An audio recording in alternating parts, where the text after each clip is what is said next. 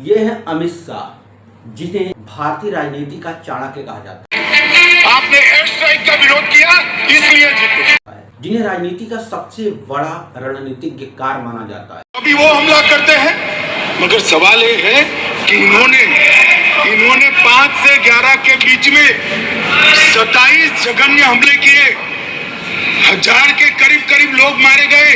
आपने क्या किया? जिन्हें गेम चेंजर के नाम से भी जाना जाता है। ऐसा कहा जाता है कि ये कब कहां अपनी कौन सी चाल चले और वहां पर अपनी सत्ता बना ले। नमस्कार, मेरा नाम हरिशंकर मौर्य। आज मैं बात करने वाला हूं अमित शाह जी के ऊपर, जो भारतीय राजनीति के सबसे चर्चित चेहरों में से एक माने जाते हैं। इनका जन्म 22 अक्टूबर 1964 में एक रईस परिवार में हुआ था। इनके पिता अनिल चंद्र शाह एक सफल व्यापारी थे। वो चाहते थे कि हमारा बेटा यानी अमित शाह भी एक व्यापारी बने, पढ़ लिख करके एक व्यापारी बने और हमारे व्यापार में हमारा साथ दे। लेकिन अमित शाह का व्यापार में बिल्कुल मन नहीं लगता था। ये चाहते थे कुछ और करना, लेकिन अभी तक ये राजनीति में नहीं आ पाए थे। 16 साल तक इनका पढ़ाई वढ़ाई वाला काम चला। उसके बाद इन्होंने बायोकेमिस्ट्री से ग्रेजुएशन किया। इनकी माता का नाम कुसुमलता था, जो एक गृहिणी थी, लेकिन अमित शाह को एक सादगी संपन्न जीवन बनाने में उनका बहुत बड़ा हाथ था। राजनीति में इनकी शुरुआत एक दीवार में पोस्टर चिपकाने से हुई। ये कहने में थोड़ा रोचक लग रहा है, लेकिन यही सत्य है। जब ये एक दीवार में पोस्टर लगा रहे थे, उस दौरान इनका राजनीति में एक अचानक रुचि ऐसी जागृति हुई, जिसकी वजह से इनका राजनीति में न आना इनके लिए बहुत ही मुश्किल हो गया। इसी बात को लेकर इनके पिता से और इनका विवाद हो गया। पिताजी ने कहा कि तुम व्यापारी बनो, लेकिन ये कहे नहीं, हम व्यापारी नहीं बनेंगे, हम राजनीति में जाएंगे। विवाद में पिताजी ने कहा कि हमारा साथ नहीं दोगे, तुम घर से निकल जाओ। फिर क्या था, अमित शाह ने घर छोड़ दिया और वहां चले गए। हालांकि बाद में आए, लेकिन तब तक अमित शाह राजनीति में अपने आप को पूर्ण रूप से डुबा चुके थे। इन्होंने अपने जीवन का पहला राजनीति में जो इलेक्शन लड़ा वो अहमदाबाद के नारायणपुर में लड़ा, जहां पर वो लगभग 13,000 से अधिक वोटों से विजयी हुए। लेकिन उनको देखकर लोग यही कहते थे कि ये बायोकेमिस्ट्री वाला क्या चुनाव लड़ेगा। लेकिन उन्हें नहीं पता था कि यही एक व्यक्ति है जो आगे चल करके एक सत्ता के लिए, विजय के लिए बहुत ही सशक्त व्यक्ति होने वाला है। लेकिन इतना होने के बाद अभी तक भी इनकी मुलाकात नरेंद्र मोदी जी से नहीं हुई थी। नरेंद्र मोदी जी से इनकी मुलाकात 1982 में हुई। फिर क्या था, नरेंद्र मोदी जी से अमित शाह जी की मिलन होने के बाद दोनों की जो जोड़ी बनी, जिसे आज हम राम और लक्ष्मण की जोड़ी मानते हैं या कृष्ण और बलराम की जोड़ी मानते हैं, कि जहां पर जिस रणभूमि में जाएं वहां पर कभी हार नहीं मानना है। ये वही अमित शाह जी हैं जिनका राजनीति में कभी तुक्का नहीं मारते, सटीक निशाना लगाते हैं। जहां पर अपनी उंगली करते हैं वो निशाना उनका है।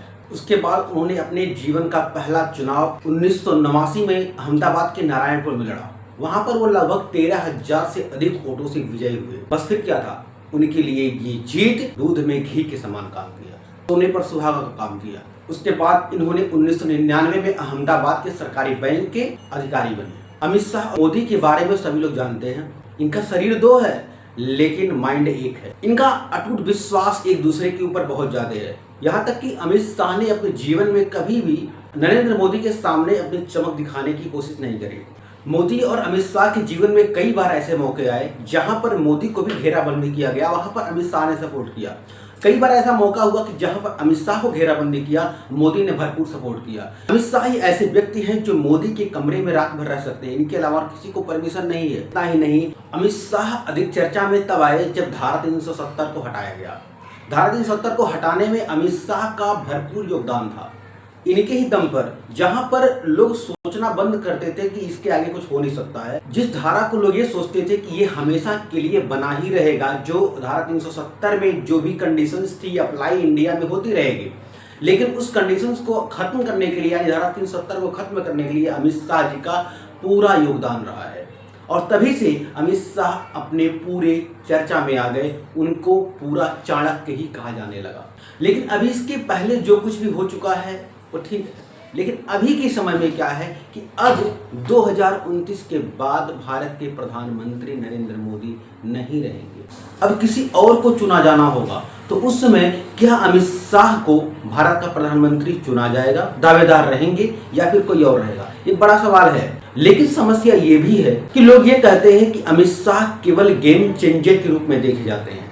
प्रधानमंत्री के उम्मीदवार के रूप में केवल 3 लोग देखे जाते हैं, अमित शाह, राहुल गांधी और योगी आदित्यनाथ। राहुल गांधी तो कांग्रेस के हैं, सोनिया गांधी जी चाहती हैं कि हमारा बेटा ही प्रधानमंत्री बने, लेकिन अब वो समय आए, उतनी सीटें निकालें तो उनके लिए सोचा जाएगा। लेकिन रह गई बात अमित शाह और योगी आदित्यनाथ में, ये 2 उम्मीदवार हैं जो प्रधानमंत्री बनने के दावेदार रहेंगे। लेकिन अब समय के ऊपर ये चीज छोड़ देते हैं कि कौन आगे का दावेदारी होगा, अमित शाह या योगी आदित्यनाथ। मिलते हैं अगले वीडियो में, धन्यवाद।